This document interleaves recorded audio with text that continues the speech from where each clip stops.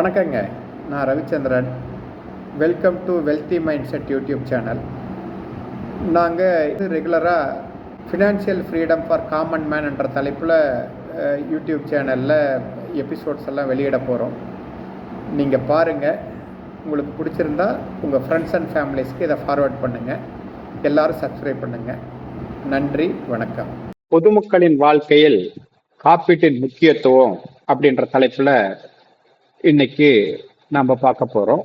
காப்பீடுன்றது என்னன்னு பார்த்தீங்கன்னா, உங்களுக்கு எதிர்பாராத நடக்கிற ஒரு ஆக்சிடென்ட் ஆர் உங்களுடைய வாழ்க்கையவே புரட்டி போடக்கூடிய விதமான நிதி அபாயங்களுக்கு எதிராக உங்க வாழ்க்கைய நீங்க தற்காத்து கொள்ளக்கூடிய ஒரு அமைப்பாகும்.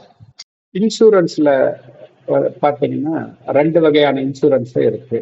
ஒன்னு லைஃப் இன்சூரன்ஸ், இன்னொன்னு நான் லைஃப் இன்சூரன்ஸ். லைஃப் இன்சூரன்ஸ்ன்றது மக்களுடைய உயிருக்கு சம்பந்தப்பட்டது. அதுல ஹெல்த் இன்சூரன்ஸ் வரும், இந்த எல்ஐசியில போடக்கூடிய லைஃப் இன்சூரன்ஸ் வரும், டேர்ம் இன்சூரன்ஸ் வரும், இன்னும் பிற மனித உயிர்கள் சம்பந்தப்பட்டது. இந்த இண்டஸ்ட்ரியலைஸ் பண்றப்ப பாத்தீங்கன்னா இஏஆர் பாலிசின்னு சொல்லுவாங்க. இந்த மாதிரி எல்லாம் நிறைய பாலிசிகள் இதுக்கு கீழே வரும். நான் லைஃப் இன்சூரன்ஸ்ல பாத்தீங்கன்னா உங்களுடைய பொருளுக்கும் உடைமைக்கும் நீங்க இன்சூர் பண்ணிக்கலாம். அதனால இன்சூரன்ஸ்ன்றது டிரான்சிட் இன்சூரன்ஸ் மாதிரி இருக்கிறதெல்லாம் நான் லைஃப் இன்சூரன்ஸ்ல தான் சேரும். இன்சூரன்ஸ்னா என்னன்னு நம்ம சொல்லணும்னா, காப்பீடு என்பது எதிர்பாராத இழப்புகளுக்கு எதிராக நிதி பாதுகாப்பை வழங்கும் ஒரு கருவியாகும். என்னன்னு பாத்தீங்கன்னா, இன்சூரன்ஸ்ன்றது நிறைய பேரு இன்வெஸ்ட்மெண்டா பாக்குறாங்க. அது ரொம்ப தவறு. இன்சூரன்ஸ்ன்றது எதிர்பாராத லாஸ்ல இருந்து உங்களை காப்பாற்றக்கூடியது. உதாரணத்துக்கு, இப்ப ஒரு ஃபேமிலியில ஒருத்தர் தான் சம்பாதிக்கிறவர் இருக்கிறாருன்னா, அவர் இறந்துட்டாருன்னா அந்த குடும்பம் நிதி அளவுல ரொம்ப பாதிக்கப்படும். அவருக்கு ஒரு டேர்ம் இன்சூரன்ஸ் எடுத்து வச்சிருந்தா அவருடைய குடும்பத்தினர் அவருடைய மறைவுக்கு பிறகும் அட்லீஸ்ட் நிதி அளவியாவது ரொம்ப பாதிக்கப்படாம இருப்பாங்க. இந்த மாதிரி நம்ம வாழ்க்கையில சம்பந்தப்பட்ட எல்லாத்துக்குமே இன்சூரன்ஸ் இருக்கு. நமக்கு எது எது வேணும்ன்றத நாம தான் தீர்மானிக்கணும்.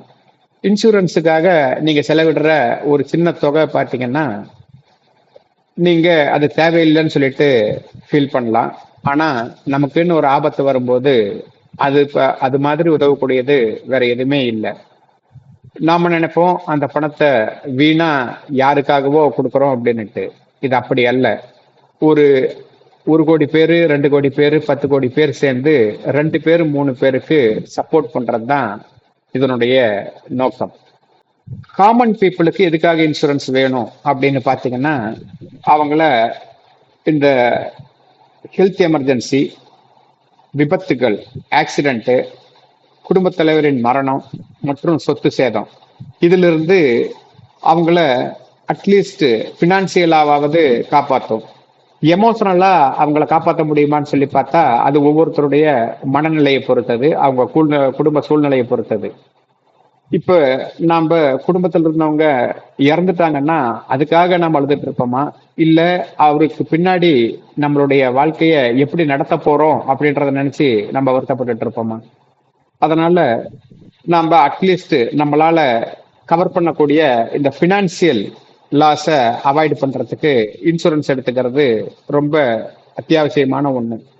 நம்ம எல்லாருமே நினைப்போம் நமக்கு எதுவுமே நடக்காது, நம்ம பேப்பர்ல மட்டும் தான் விபத்துகளை பார்ப்போம், பேப்பர்ல மட்டும் தான் இறப்புகளை பார்ப்போம், பேப்பர்ல மட்டும் தான் எர்த்குவேக்கை பார்ப்போம், இல்ல வெள்ளத்துல கார் முழுகிறதெல்லாம் பேப்பர்ல தான் பார்ப்போம்னா நாமளும் ஒரு நாள் அந்த நியூஸா வர்றதுக்கு வாய்ப்பு இருக்கு.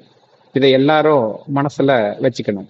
என்னென்ன வகையான இன்சூரன்ஸ் இருக்குன்னா, நான் முன்னாடியே சொன்ன மாதிரி லைஃப் இன்சூரன்ஸ் அண்ட் நான் லைஃப் இன்சூரன்ஸ் 2 இருக்கு. இதுல உயிர் காப்பீடுன்றது டேர்ம் இன்சூரன்ஸ் மற்றும் லைஃப் இன்சூரன்ஸ்குள்ளார வரும். ஹெல்த் இன்சூரன்ஸ்ன்றது மருத்துவ காப்பீடு. அது இப்ப முன்பெல்லாம் இந்த கம்பெனில எல்லாத்துக்கும் கொடுப்பாங்க. அதாவது இப்ப கார்பரேட் கம்பெனியோ இல்ல ஒரு கவர்மெண்ட் பப்ளிக் செக்டார் கம்பெனியோ இல்ல ஒரு அரசு அதிகாரியோ நீங்க இன்சூரன்ஸ் வச்சிட்டு இருப்பீங்க. ஆனா அந்த கம்பெனில இருந்து நீங்க போறப்ப அதை கேரி ஃபார்வர்ட் பண்ண முடியுமான்னா 99% கம்பெனிஸ்ல முடியாது. இப்ப அரசோ இல்ல தனியாரோ 5 லட்சத்துக்கு மேல யாருக்கும் ப்ரொடெக்ஷன் கொடுக்கறது இல்ல. இந்த காலத்துல ஒரு விபத்துன்னா 5 லட்சம்ன்றது கண்டிப்பா போதுமான அமௌண்ட் கிடையாது. நீங்க குறைஞ்சபட்சம் ஒரு 5 லட்சமோ இல்ல 10 லட்சமோ ஒரு குடும்பத்துக்கு எடுத்து வச்சுக்கிறது நல்லது. அதே மாதிரி சூப்பர் டாப் அப்னு சொல்லுவாங்க. அதுல நீங்க 25 இருந்து 50 லட்சம் வரைக்கும் கவர் பண்ணிக்கலாம் ஆஸ் அ அடிஷன். அதுக்கு அடுத்தது பாத்தீங்கன்னா வெஹிக்கிள் இன்சூரன்ஸ், அதாவது வாகன காப்பீடு. இது தேர்ட் பார்ட்டி இன்சூரன்ஸ் சொல்லுவாங்க. அது உங்க வண்டி யார் மேலேயாவது மோதல்னா அவங்களுக்கு ஏற்படுற இழப்புகள், உயிர் சேதம் மற்றும் பொருள் சேதத்துக்கு அது பார்த்துக்கும். ஓன் டேமேஜ்னு சொல்லக்கூடிய உங்க வாகனத்துக்கு உங்களாலேயே ஏற்படக்கூடிய டேமேஜ், ஆறு உங்க வாகனம் மற்ற வாகனத்து கூட மோதுறப்ப உங்க வாகனத்துக்கு ஏற்படுற டேமேஜ், இதுவும் இதுல கவர் ஆகும். இதுக்கு அடுத்தது பாத்தீங்கன்னா இந்த பிஏ அப்படின்ற பர்சனல் ஆக்சிடென்ட். இது என்னன்னா இப்ப உயிர் காப்பீடு உயிர் போனா உதவும், மருத்துவ காப்பீடு ஹாஸ்பிட்டல்ல படுத்துட்டு இருந்தா மருத்துவ செலவை பார்த்துக்கும். வெஹிக்கிள் இன்சூரன்ஸ்ன்றது வெஹிக்கிளையும் அதனால பாதிக்கப்படக்கூடியவங்களையும் பார்த்துக்கும். ஆனா நீங்க படுத்துட்டு இருக்கிற சமயத்துல உங்களுக்கு சம்பளம் வேணும் இல்லையா, அது யார் பார்த்துக்குவாங்க? அதுக்குதான் பிஏன்ற பர்சனல் ஆக்சிடென்ட் அப்படின்றது உங்களுக்கு உதவும். ஒவ்வொரு வெஹிக்கிள் கூடயும் இப்ப 2 வீலர் ஓட்டுறவங்களுக்கு இந்த பிஏ இல்லாம ஹெல்மெட் எப்படி அவசியமோ இந்த பிஏன்றது அந்த மாதிரி ஒரு அவசியமான ஒண்ணாயிடுச்சு. எல்லா இன்சூரன்ஸ் கம்பெனியும் அதை கொடுக்குது. ஆனா காசை கம்மி பண்றதுக்காக நம்ம அதை அவாய்ட் பண்ணிட்டு நம்ம வாகனத்துக்கு மட்டும் எடுக்கிறோம். ஏன்னா போலீஸ் கிட்ட போக்குவரத்து காவலர்கிட்ட நம்ம காட்டும் போது அவங்களுக்கு தேவை தேர்ட் பார்ட்டி இன்சூரன்ஸும் வெஹிக்கிளுக்கு உண்டான இன்சூரன்ஸும் தான்.